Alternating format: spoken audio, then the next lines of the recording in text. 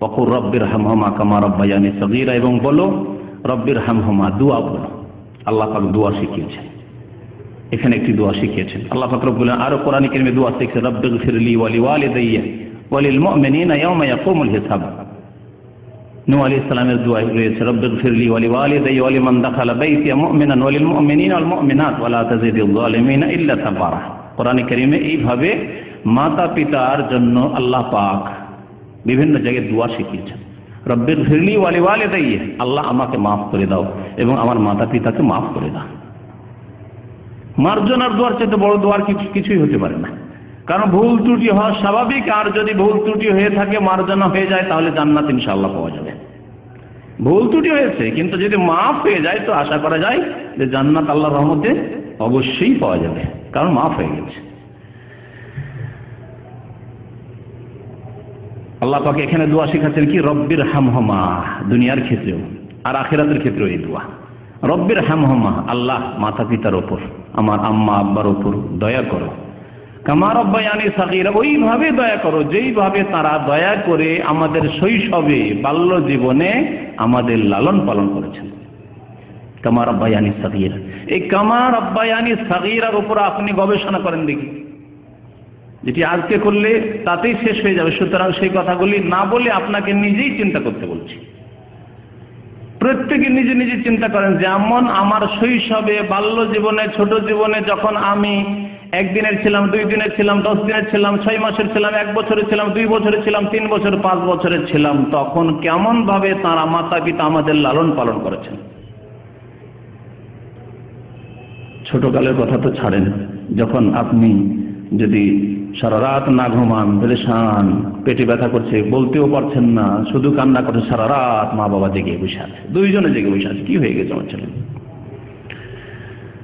বড় হওয়ার পরে 5 বছর, 10 বছর, 20 বছর, 30 বছর, 40 বছরের ছেলেও বাড়ির বাইরে গেছে, হাটে গেছে, মাঠে গেছে, বাজারে গেছে, রাত হয়ে যাচ্ছে, 9টা 10টা হয়ে যাচ্ছে, কি জন্য আসে না, কি হইল আমার ছেলে, একবার বাইরে যায়, আব্বা আমা একবার ভিতরে আসে, কি হইল, আসে না কেন, আসে না কেন, কি হইল, কোনো চোর ডাকাতের হাতে পড়লো, হ্যাঁ, কোনো দুশ্মনের হাতে পড়লো, কি হইল আল্লাহ জানে, পেরেশান হয়ে গেছে। আল্লাহু আকবার। যখন এইরকম বয়সে পৌঁছিবেন, যখন আপনার সামনে আপনার ছেলে মেয়েরা হবে, তখন উপলব্ধি করতে পারবেন। তা আল্লাহ পাক রব্বুল আলামিন এই উপলব্ধির কথা কোরআনে কারীমে উল্লেখ করেছেন। সূরা আহকাফে আল্লাহ পাক রব্বুল আলামিন এই কথা উল্লেখ করেছেন। ওখানে আল্লাহ পাক মাতা পিতার সেবার কথা উল্লেখ করেছেন, তারপরে বলছেন যে হাত্তা ইযা বালাগা আশুদ্দাহু ওয়া বালাগা 40 সানা,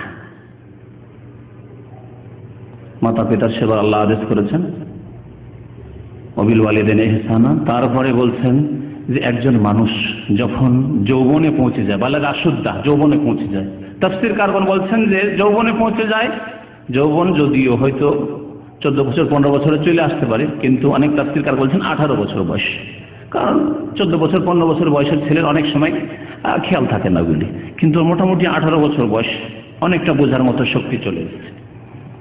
একটা 18 বছরের ছেলে আজকাল উচ্চ মাধ্যমিক পাশ করে নেই, 12 ক্লাস পাশ করে নেই, অনেকটাই বুঝছে, দুনিয়া সম্পর্কে যথেষ্ট মোটামুটি জ্ঞান হয়ে গেছে। তারপরে যুগটিকে ব্যাচেলার যুগ, বিয়ে ব্যাচেলার যুগ বলা হয়, সাবালক হতে চলেছে, বিদ্যার ক্ষেত্রে সাবালক হতে চলেছে, আর এমনিতে সাবালক হয়ে গেছে। তো আল্লাহ পাক বলছেন হাত্তা ইযা বালাগা আশুদ্দাহু বালাগা 40 সানা, যৌবন এসেছে, তারপরে কিছুদিন পরে ধীরে ধীরে বয়স বাড়তে বাড়তে বাড়তে বাড়তে বালাগা 40 সানা, 40 বছর বয়স হয়ে গেছে। আল্লাহ পাক 40 বছর বয়সের কথা কেন উল্লেখ করলেন? এখানে একটি রহস্য উলামায়ে কেরাম উল্লেখ করেছেন যে একজন মানুষ, একজন যুবক তার 40 বছর বয়স পর্যন্ত যদি মাতা পিতার অনুগত থাকে, মাতা পিতার যদি নাফরমানি না করে থাকে, মাতা পিতাকে যদি কষ্ট না দিয়ে থাকে, তাহলে বাকি জীবন 60 বছর 70 80 100 বছর বাঁচলেও কোনোদিন মাতা পিতাকে কষ্ট দেবে না, আশা করা যায়। কথা বাস্তব সত্য। তার ফিতরাত প্রকৃতিতে পরিণত হয়ে গেছে মাতা পিতার সেবা করার, দীর্ঘ 40 বছর বয়স পর্যন্ত আল্লাহ পাক 40 বছর কথা উল্লেখ করেছেন। এই একটি দিক। আর একটি দিক হচ্ছে যে 40 বছর বয়স হলে মোটামুটি আপনার ছেলে মেয়েরাও 10 বছর 15 বছর তো হয়ে গেছে, 10 বছর 15 বছর হতে পারে, তারও বেশি হয়ে যেতে পারে। আজকাল একটু বিলম্ব করে বিয়ে শাদী করে 25-এ বিয়ে করলেও তো মোটামুটি 15 বছরের ছেলে মেয়ে হয়ে যায়। তাহলে সামনে যখন ছেলে মেয়ে চলে এসেছে 12 বছর, 14 বছর, 15 বছর, 18 বছরের, তখন আর আপনি এখন কোন দিকে যাচ্ছেন? অবনতির দিকে যাচ্ছেন। আপনার যৌবন এখন ফুরিয়ে যাচ্ছে, 40 বছরের পরে এখন শুরু হচ্ছে, ভাটির দিকে যাচ্ছেন এখন আপনি, এখন দুর্বল হতে যাচ্ছেন আপনি, এখন কমজোর হতে যাচ্ছেন।